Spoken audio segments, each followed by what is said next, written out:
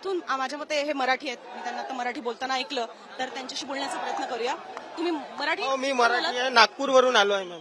आंदोलनासाठी खास आलात की दिल्ली आंदोलनासाठी स्थायिक? आले. दिल्ली स्ट्राईक. दिल्ली स्थायिक आहात? नाही नाही नाही, आंदोलनासाठी आंदोलनासाठी आलो. किती दिवस झाले येत? 3 दिवस झाले. का असं का वाटलं की नागपूरवरनं इथे यावं, या आंदोलनात सहभागी व्हावं? ज्या दिवशी तो रामनगरला मोर्चा झाला होता, म्हणजे उद्धव साहेबही आलते आणि महाराष्ट्रातलं कोणीतरी आलाय आणि एक मराठी मुलाला सपोर्ट करायला. असं नाही का? नाही नाही नाही, मी पॉलिटिकल न्यूट्रल पर्सन. तर एक महाराष्ट्राचा मुलगा दिल्लीत आहे आणि त्याचा सपोर्ट करायला सर्व पक्ष विसरून लोकांनी यावं. पक्षविरहित आंदोलन आणि चांगल्याच गोष्टीसाठी आहे, विद्यार्थ्यांच्या हितासाठी हा मोर्चा आहे आणि एक प्रॉपर मागणी आहे की 21 मुलं मरण पावले, तर त्यामुळे त्यांनी राजीनामा द्यायला हवं, हीच विनंती आहे. मला काल सांगा, काल ज्या वेळेला हे सगळं आंदोलन सुरू होतं त्यावेळेला इथे लाठीचार्ज सुरू झालेला होता, बऱ्याचशा गोष्टीला हिंसक वळण लागलेलं होतं, तरी सुद्धा दिवस रात्र इथे लोक थांबलेली होती. तुम्ही त्यावेळेला काय काय करत होता? तुम्ही काय काय पाहिलं? मी त्या पालिका बाजार चौकातच बघितलं.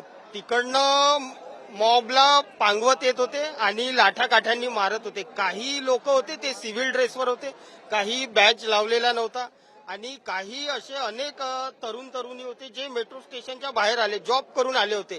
ते त्यांना वाटलं की ही प्रोटेस्टर आहे, त्यांनाही बिनकामाचं मारण्यात आलं आणि जिकडे म्हणजे खूप काही फिरवलं प्रत्येकाला टार्गेट करून.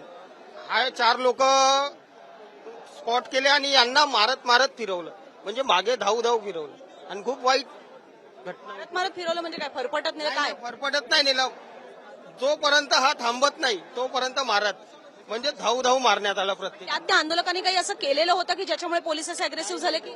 ते घडलं तिथे संसदेच्या गेट समोर, त्याचं ऍक्शन इकडे झालं आणि 6 पर्यंत चाललं. काही वकील संघटनाही होत्या, काही वकील लोकही होते, माझे मित्र होते, त्यांना पण खूप मारहाण झाली. तिथेही थांबून प्रत्येकांना विचारलं का मारत आहे, का मारत आहे. नाही, आम्हाला वरून आदेश आले म्हणे की हे आंदोलन स्थळ खाली करायचं, काही होऊ शकते म्हणे. त्याच्यामुळे ते तुम्ही एक सांगितलं की काही लोक बिना युनिफॉर्मची मग त्यांचं जरा वर्णन करा काय होतं?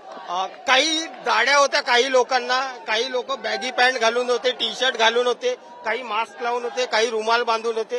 त्यांच्या हातात तो फायबरचा दंडा होता आणि जिथे दिसू राहिले, जिथे तरुण तरुणी दिसू राहिले, त्यांचं मुख्य टार्गेट तेच होतं. अगोदर ते जॉब करते हे काही विचारत कोणाशी नाही. बोललात तुम्ही त्यांच्याशी? त्यांच्यापैकी कोणाशी बोललात? आहे, भरपूर लोक आहे. नाही नाही, तुम्ही त्यांच्यापैकी कोणाशी बोललात का की जे सिव्हिल मध्ये होते? नाही नाही, सिव्हिलमध्ये होते, काही पोलीस युनिफॉर्मवरही होते आणि काय बोलणार आहे, जिथे दिसले तिथे तुडवा त्यांची नीती होती.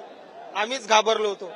एक असा पण आरोप होतोय ना की महिलांना, ज्या महिला आंदोलक होत्या त्यांना पुरुष पोलिसांनी मारलेलं आहे, ते हे तुम्ही पाहिलं असं? हो, मारलं ना, समोरच दंडे.